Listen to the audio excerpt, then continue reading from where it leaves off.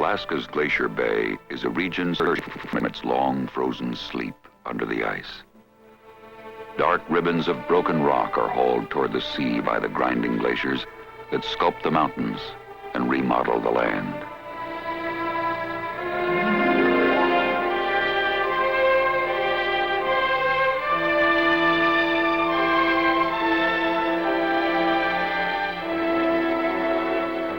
The glaciers bulldoze down the valleys with the harsh weight of 1,000 winters. In the glacier's path, nearly all that existed of life, of plants or animals or man, is swept away.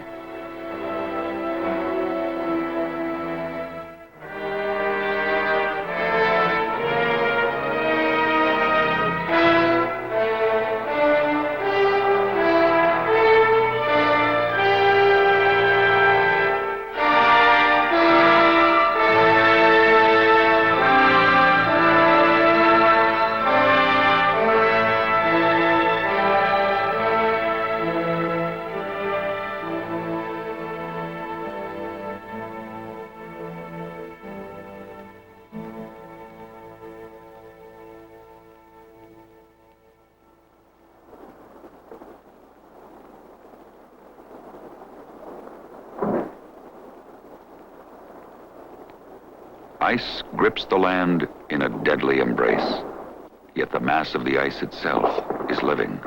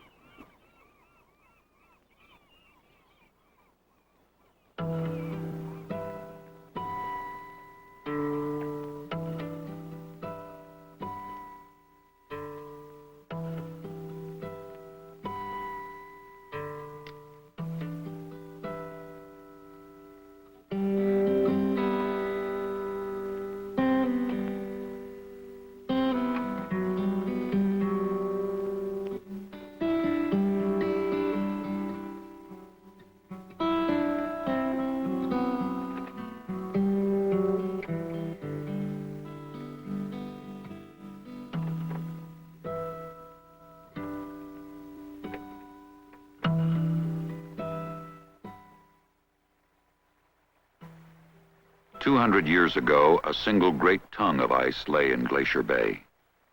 We are still in the midst of an ice age that has seen 4 major periods of glacial advance and 4 retreats. The pullback of the ice continues today.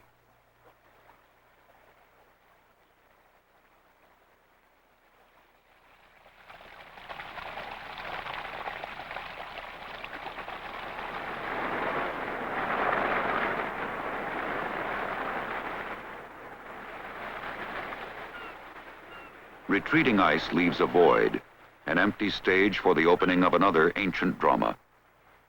The process of life returning to land just released from its glacial prison.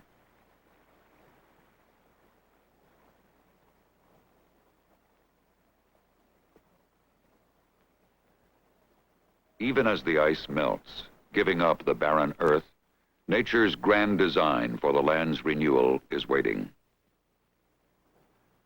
From spores carried on the wind, from seeds in the droppings of birds, from the chemistry of water, soil, and sun, the first forms of new life emerge, a spot of lichen or a button of moss holding forth on barren rock.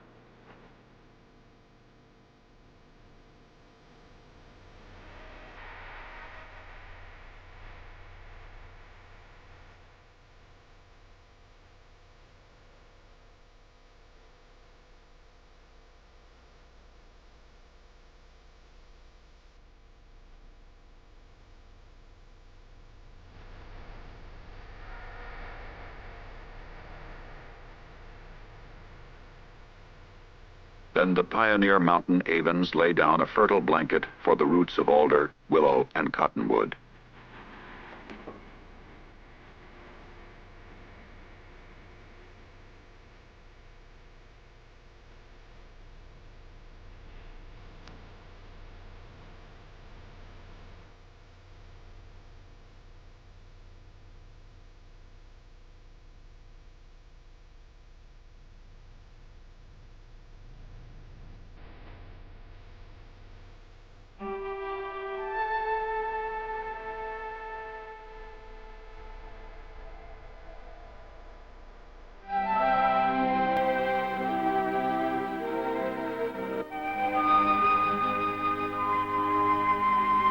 From the tangle of alder, willow, and cottonwood thickets, young spruces shoulder up toward the sun.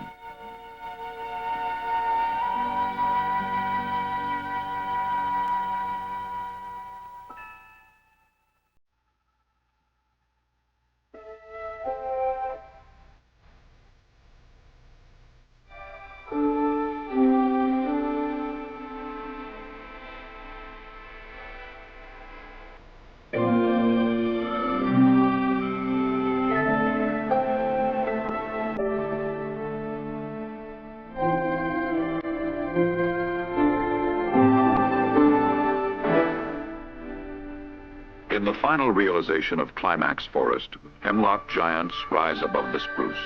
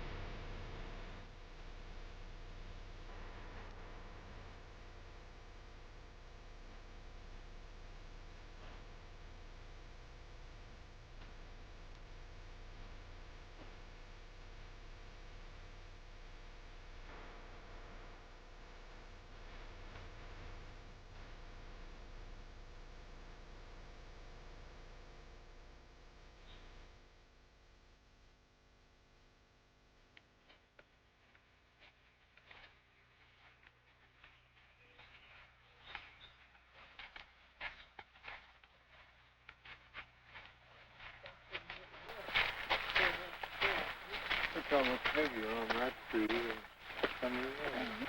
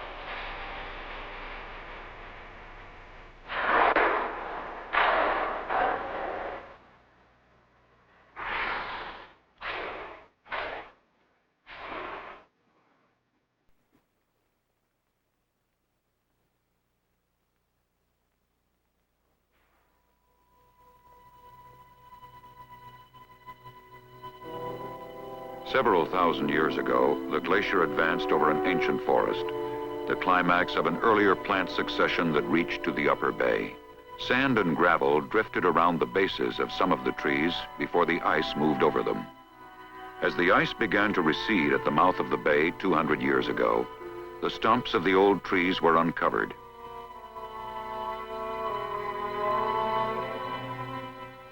The glaciers are melting, but their decline is fitful. One finger of the ice may grind forward as another shrinks. A glacier retreating this year may lunge ahead next, only to fall back at some future time. A change of 2 or 3 degrees in the region's temperature could bring the ice thundering again to the sea.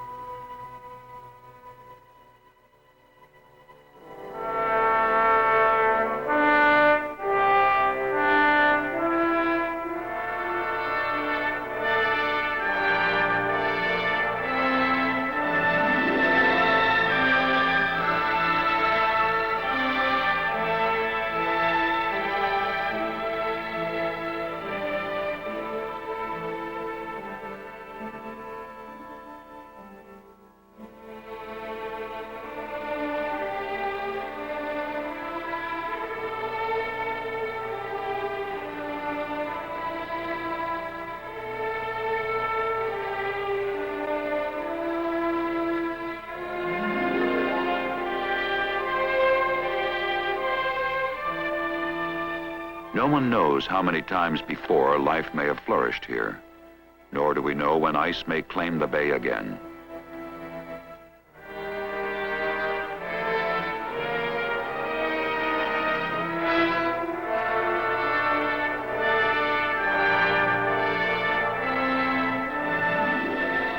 Glacier Bay is a theater of primal dramas and a reassurance of the continuing triumph of life on the earth.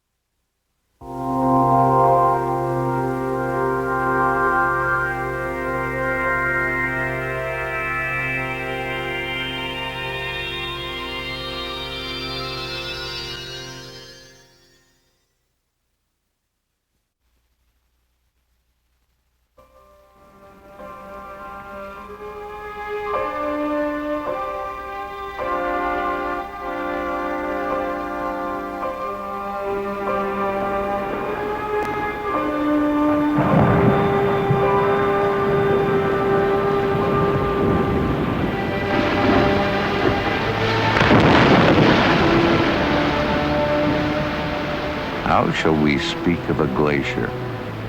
Call it white, and that's forgetting the blue. Define a glacier as ice, and you're overlooking that it's also rock, and it's dripping, rushing water. Speak in terms of the past, of a long ago ice age, and you're neglecting the present.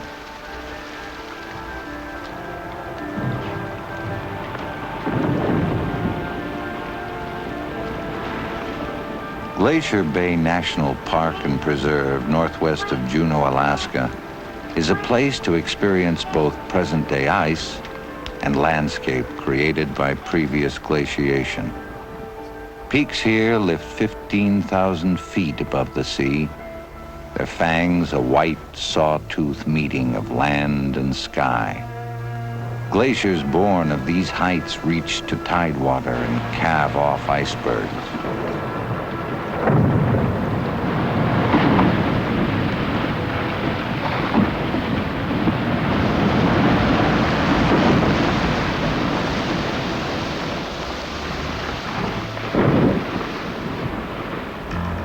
Climb the slopes beside a glacier and you're stepping where ice repeatedly has advanced, then retreated. Reach a high vantage point, and the scene reveals the glacier's true scale. The ice forms a huge frozen river flowing to the sea, fed from far back in the mountains.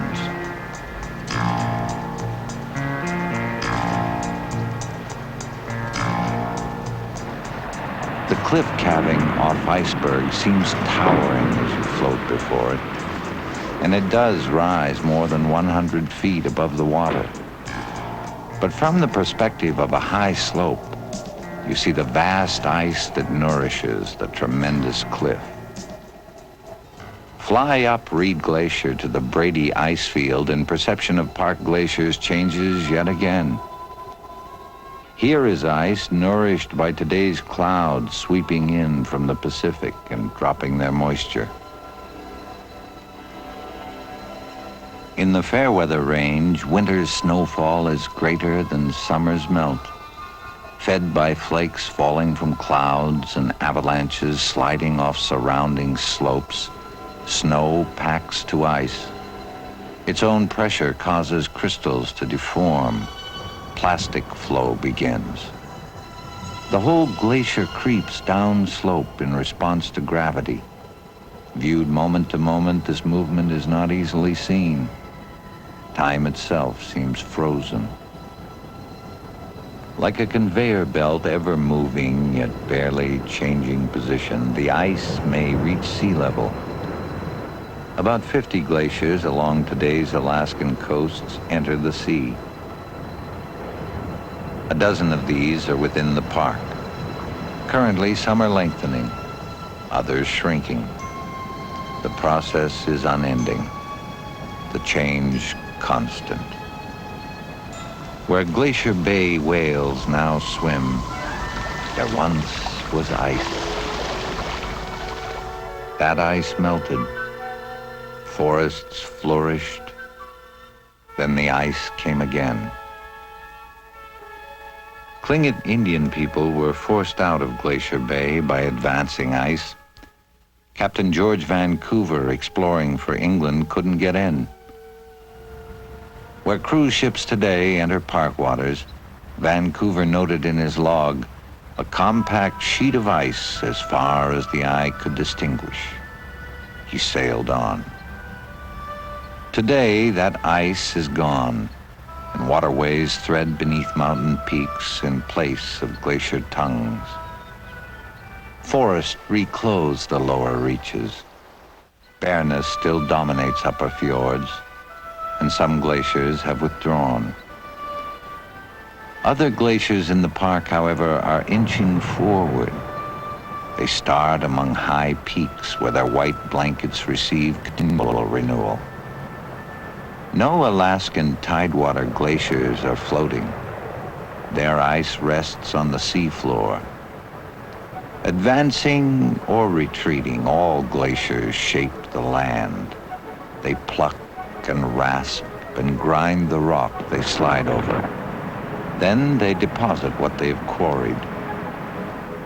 To mentally picture the dynamics of the ice, visualize first the mountains and the snowstorms. The snow deepens and compacts to ice. Pulled by gravity and prompted by its own internal pressures, it begins to move. The bottom of the glacier rides over whatever lies in its path. Where bedrock slopes steeply, ice accommodates to the contour by splitting at the surface. This forms crevasses. Some gape 100 feet deep. When sufficient snow feeds a glacier, nothing can stop its forward motion. If jutting bedrock lies in its path, ice will flow over and around. And we may see a knob smoothly rounded by overriding ice, or a peak jagged where it rose above the ice. See the polish of rock walls, and you're viewing the slow work of ice pushing against its bed. Or notice scratches, They're the sandpapering and filing of gravel and rocks frozen into the glacier and dragged against bedrock. Where do rock tools originate? Some are plucked free as the ice inches forward. They are the rasps that widen and deepen the valley troughs sculpted by glaciers. Rock rolls and avalanches onto the ice surface and becomes a part of the glacier. Some rock rides externally as visible ribbons of rubble called moraines. Some rides unseen, part of the internal glacier. There may be so much rock that the ice turns black and the calving face is striped. Rock is one ingredient of a glacier, in addition to ice. Flowing water is another. The water comes from melt trickles and rain runoff. Lubricated by even a film of such water at its base, the glacier slides over its rough bed. Water also carries off and deposits material ground from bedrock by the glacier. Silt so fine it's like flour floats in suspension and turns the sea milky, where glacier melt mixes with salt water. Fresh water is not as dense as salt water. It rises to the sea surface and floats, blending its glacial silt with the clear seawater and creating color patterns carried by the currents. Outwash deposits edge into the sea. Over time, outwash debris pouring from a glacier may fill even huge valleys to great depths. Today's surface gravels may support dryas and willow, and alder and spruce. Streams cutting down to former surfaces sometimes reveal remnants from forests of long ago. Ice advancing into salt water mounds up rubble along its margin. Additional silt, sand, gravel, and rocks from tiny to huge fall from the lower end of a glacier's conveyor belt. Such debris forms a terminal moraine, a ridge beneath the ice snout. Glaciers with enough debris to partially fill in ahead of themselves may advance into exceedingly deep water. Their moraines protect the ice fronts and reduce erosion. Without such a shield, a glacier could not supply ice to its snout fast enough. More ice would melt and break off than can be replenished from above. The glacier would draw back to shallow water. This happened to the Lamplugh and Reed glaciers. At low tide, it's obvious that their snouts rest onshore. There they stabilized. And now they may again be building underwater moraine and starting to re-advance. The Johns Hopkins and Grand Pacific glaciers clearly are advancing. They carry huge amounts of rock, raw material, for a barrier between ice front and sea. Furthermore, the upper ends of all these advancing glaciers lie high enough to be well nourished by snowfall. Tidewater glaciers thus are different than those entirely on land. They respond to climate and also to their own terminal moraines. Climate controls broad trends, but for glaciers reaching the bay, the dynamics of advance and retreat are fine-tuned by water depth. That crucial depth, in turn, depends on the snout's relation with its moraine.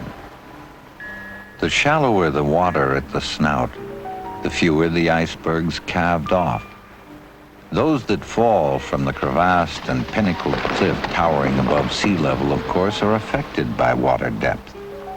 But how much ice breaks off below the surface depends directly on how much of the glacier is exposed to the water's warmth and erosive action. Any tidewater glacier that loses the protection of its moraine is doomed. Present climate can't build the upper glacier fast enough to balance the ice calved from a snout in deep water.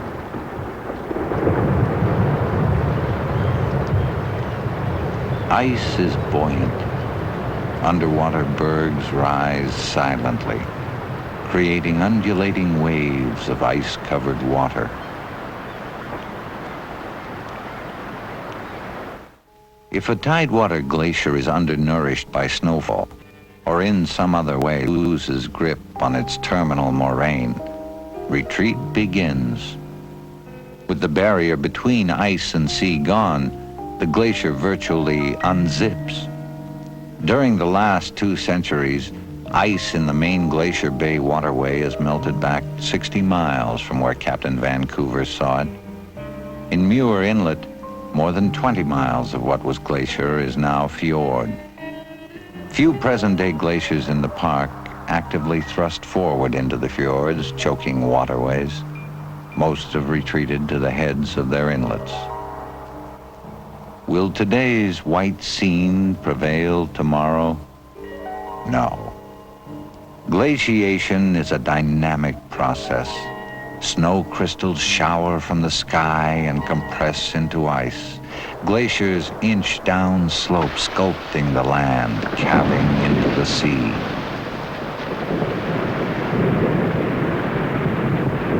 They come and go, and come again. The glacier's story is cyclic, ongoing, never-ending.